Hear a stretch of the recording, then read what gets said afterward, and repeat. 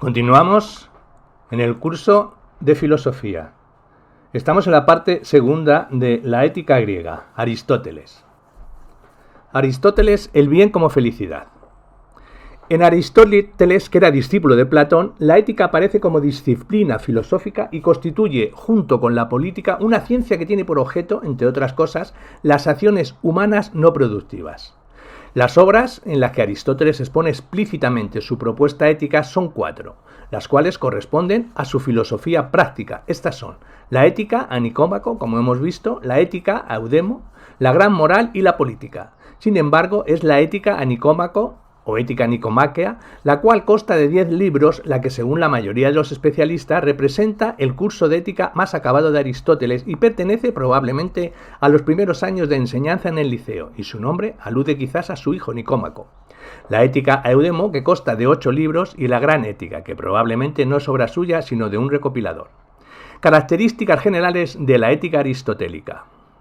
Comparada con la moral platónica, la moral aristotélica posee un punto de partida diferente, pues al contrario de Platón no pretende encontrar una forma trascendente que oriente la acción humana, sino que por el contrario Aristóteles parte de la experiencia humana común, elogiando y condenando ciertas formas de vida, pues su propósito es comprender los juicios valorativos sobre esas formas para construir una visión sintética de la vida humana.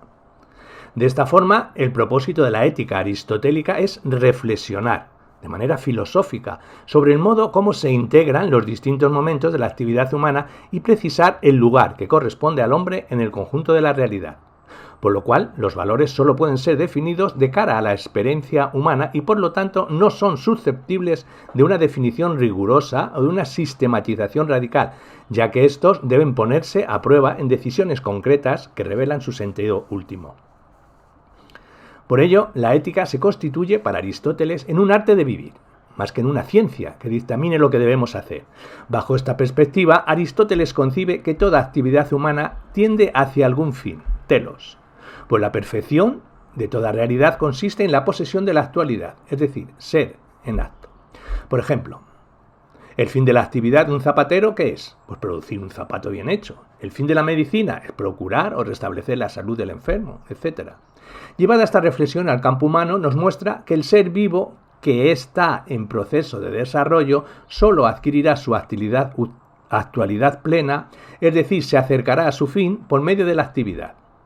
Bajo esta descripción también vemos que los fines no son idénticos, ya que dependen de la actividad que se lleve a cabo para obtenerlos, y las actividades tampoco son iguales, por lo que Aristóteles distingue entre la praxis, que es una acción inmanente, que lleva en sí misma su propio fin, y la poiesis, que es la producción de una obra exterior al sujeto, el agente que la realiza. Un ejemplo claro sería el fin de la acción de construir una estatua, el cual no es la propia producción de la estatua, sino la estatua misma, la cual, además, tiene un fin para el cual la estatua misma es un medio, conmemorar un hecho, venerar a un dios, etc. Por lo tanto, es necesario que unos fines se subordinen a otros, existiendo una jerarquía entre ellos y en las actividades que los producen. En el campo ético, Aristóteles buscará determinar cuál es el fin último del hombre al que estarán subordinados los otros fines, por lo que buscará un fin que no sea medio para ningún otro en la vida humana. La felicidad como fin último. Según Aristóteles, el hombre es actividad permanente, dirigida a conseguir múltiples fines. Pero por encima de todos ellos, la acción humana aspira a un fin último, que, en cuanto tal, unifica a todos los demás y respecto del cual todos los demás no son otra cosa que fines particulares o medios para alcanzar aquel fin último. Si preguntamos por su nombre, todos estarán de acuerdo, cultos o ignorantes, en denominarlo felicidad, eudaimonía. Este es el fin último al que todos los demás se subordinan. Por lo tanto, todos los esfuerzos y acciones humanas van encaminados a conseguir la felicidad, ya que ésta se constituye en el bien propio de la naturaleza humana. Para Aristóteles, elegir implica conocer, y el conocimiento no es un saber por sí mismo, sino una función de nuestra propia vida. Es ella la que determina y orienta el significado de nuestros actos. Este significado, sin embargo, brota del establecimiento del fin último, del bien del hombre, el bien que la naturaleza humana como naturaleza individual persigue. Como fin último, la felicidad tiene estas 3 características. Autarquía, es decir, se basta a sí misma. Perfección, en el sentido de acabado, no cabe añadirle nada. Excelencia constituye la actividad más elevada y propia del ser humano y en la que éste encuentra su realización plena como tal. ¿Qué es la felicidad y cómo se alcanza? Ahora bien, ponerse de acuerdo en el nombre no lo es todo. Se necesita concretar en qué consiste y cómo se alcanza la felicidad. Aristóteles afirma que no es el placer ni la riqueza, aunque muchos dicen que la felicidad y la fortuna son una misma cosa, y aunque tiene relación con el vivir bien, este se debe entender en el sentido de vivir de acuerdo con la función que le sea más propia al hombre, a la manera como un buen flautista realiza bien la actividad de tocar la flauta, o un escultor la de esculpir la estatua. Esta reflexión nos la presenta claramente Aristóteles en el siguiente extracto de la Ética a Nicómaco. Ahora, pues, que hemos hablado de las virtudes, las amistades y los placeres, solo resta que tratemos sumariamente de la felicidad, puesto que la constituimos en fin de los actos humanos. Y si recapitulamos lo que hemos dicho con antelación, más conciso será nuestro discurso en este punto. Hemos dicho, pues, que la felicidad no es un hábito o disposición, porque entonces podría tenerla un hombre que se pasase la vida dormido, viviendo una vida de planta, y también el que sufriera las mayores desgracias. Si por ende esa tesis no puede satisfacernos, sino que más bien hay que adscribir la felicidad a cierta actividad. Si por otra parte unos actos son necesarios y deseables en razón de otras cosas y otros en cambio deseables por sí mismos, es manifiesto que la felicidad debemos colocarla entre los actos deseables por sí mismo y no por otra cosa, puesto que la felicidad no necesita de otra cosa alguna, sino que se basta a sí misma. Ahora bien, los actos apetecibles en sí mismos son aquellos en los cuales nada hay que buscar fuera del acto mismo. Tales parecen ser las acciones virtuosas porque hacer cosas buenas y bellas pertenece a lo que es en sí mismo deseable. Aristóteles, Ética a Nicómaco, libro 10, capítulo 6. Por lo anterior, podemos comprender que la función característica del hombre es la que deriva de la razón, pues el hombre es un ser que tiene logos y su actividad más propia es el ejercicio de esa capacidad que Aristóteles llama la vida teórica o contemplación. Pero a esta actividad no se llega inmediatamente, sino por la consecución y el ejercicio de las virtudes. De esto, Aristóteles concluye que las virtudes no son solo conocimiento, como quería Sócrates, pues entre el conocimiento del bien y su realización se interponen las pasiones, que han de ser encauzadas racionalmente por medio de las virtudes prácticas. ¿Cómo conseguir esto? Aristóteles no da reglas, sino que propone guiarse por la conducta del hombre prudente, ofreciendo algunos retratos del hombre virtuoso. Y encontramos entonces que define la virtud como un hábito selectivo que consigue y consiste en un término medio relativo a nosotros, determinado por la razón y por aquella por la cual decidiría el hombre prudente. Posición intermedia entre dos vicios, el uno por exceso y el otro por defecto. Y así, unos vicios pecan por defecto y otros por exceso de lo debido en las pasiones y en las acciones, mientras que la virtud encuentra y elige el término medio. Aristóteles, en Ética a Nicómaco, libro 2, parte 6.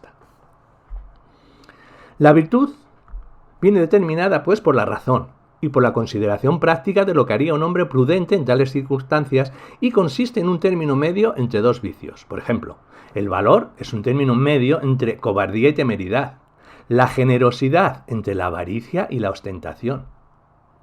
Sin embargo, esto no es suficiente, pues alcanzar la felicidad necesita también de algunas condiciones externas como la salud, una cierta fortuna, fama o poder, que no son necesarios en gran número y calidad, ya que no hacen al hombre feliz, aunque lo ayudan. Y tampoco es la actividad de un solo día, ni la felicidad de un momento, pues una golondrina no hace verano, ni este es un solo día, y así tampoco ni un solo día, ni un instante, bastan para hacer venturoso y feliz al ser humano. Ética y política. En Aristóteles, la ética y la política van unidas. No cabe un bien particular aislado o en contradicción con el bien común. El hombre es un animal político, cuya vida carece de sentido fuera de la polis. Solo en la vida social cabe el desarrollo moral y la posibilidad de alcanzar la actividad en que consiste la felicidad, por lo que la polis se constituye en una comunidad ética, que educa a los ciudadanos para alcanzar la virtud y la justicia, como la muestra claramente el siguiente extracto. Porque así como el hombre, puesto en su perfecta naturaleza, es el mejor de todos los animales, así también, apartado de la ley y de la justicia, es el peor de todos. Porque no hay cosa tan terrible como un hombre injusto, con armas y poder. Por esto, este tal es un hombre sin Dios y muy cruel, si no está adornado de virtud, y es el más perdido de todos en lo que toca a los carnales deleites y al comer. Pero la justicia es una cosa política o civil, porque no es otra cosa sino regla y orden de la comunidad civil, y este juicio es la determinación de lo que es justo. Aristóteles, Política, libro segundo. La noción de bien. Toda arte y toda investigación, y del mismo modo toda acción y elección, parece tender a algún bien. Por esto se ha dicho con razón que bien es aquello a lo que todas las cosas tienden. Pero como hay muchas acciones, artes y ciencia, resulta también muchos los fines. Si existe pues algún fin de nuestros actos que queramos por sí mismo y lo demás por él, y no elegimos todo por otra cosa, porque así se seguirá hasta el infinito, de suerte que el deseo sería vacío y vano. Es evidente que ese fin será lo bueno y lo mejor. Y así, al saber esto, no tendrá gran influencia en nuestra vida, y como arqueros, que saben que también a dónde dirigen sus flechas, no dirigiremos las nuestras hacia donde debemos.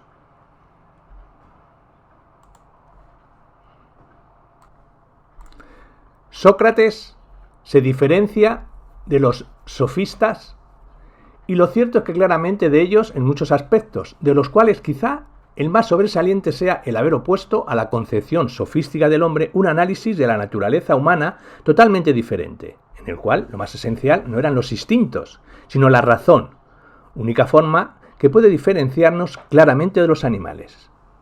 Dicho de otro modo, si los sofistas borraron toda distinción entre el hombre, el niño y el animal, Sócrates va a tomar como modelo de su análisis al hombre adulto, quien se guía sobre todo por decisiones inteligentes y sensatas.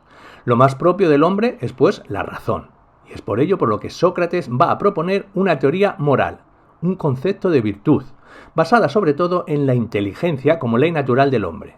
A esta teoría se le ha denominado en filosofía intelectualismo ético, y básicamente en lo que consiste es en identificar la virtud con el saber, no con la fuerza, el poder o el egoísmo.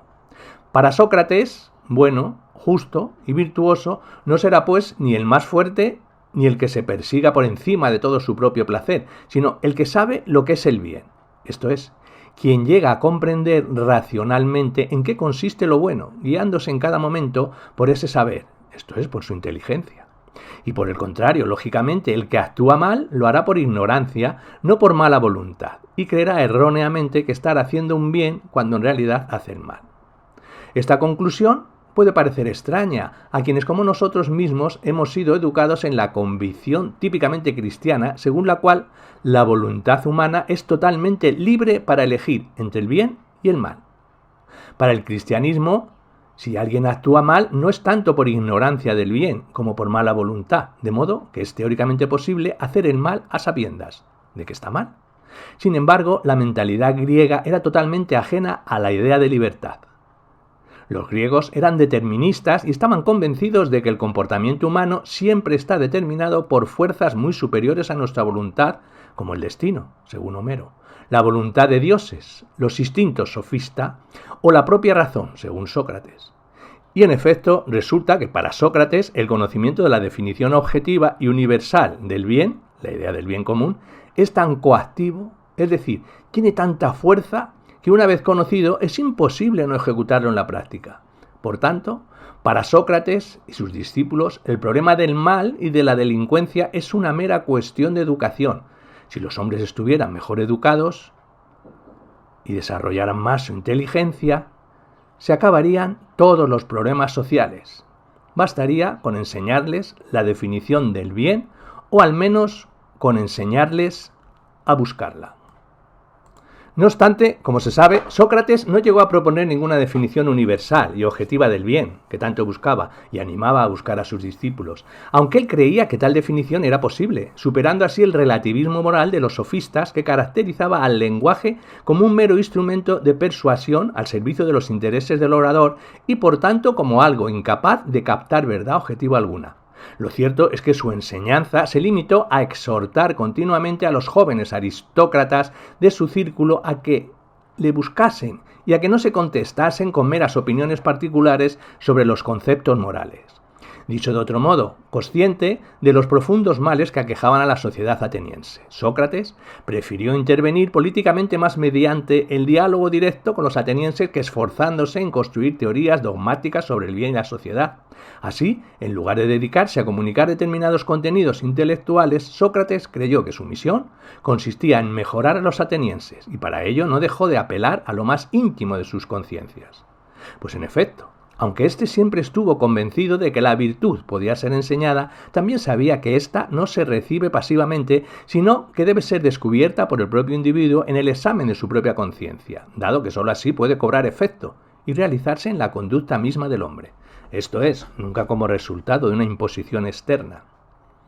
Solo sobre la base de este supuesto se comprenden completamente las razones por las que Sócrates nunca escribió nada, adoptando en su lugar el diálogo mayéutico como método pedagógico. En efecto, aunque su ironía era absolutamente destructiva, no es que Sócrates creyese que no se podía llegar a ninguna conclusión positiva y universalmente válida, sino que estaba convencido de que al menos por lo que toca a las cuestiones más importantes para el hombre, ninguna conclusión era efectiva, sino era reconocida sinceramente como válida por el alumno. No obstante, este intento de mejorar a sus conciudadanos acabó en tragedia. Su ironía fue totalmente malinterpretada, hasta el punto de que cuando Trasíbulo restaura la democracia por medio de un golpe de Estado, los nuevos y muy moderados gobernantes, temerosos de un nuevo golpe reaccionario, decidieron escarmentar en su cabeza a todo aquel que se atreviese a poner de nuevo en cuestión el orden social establecido. Es decir, le acusaron de ser el mayor de los sofistas.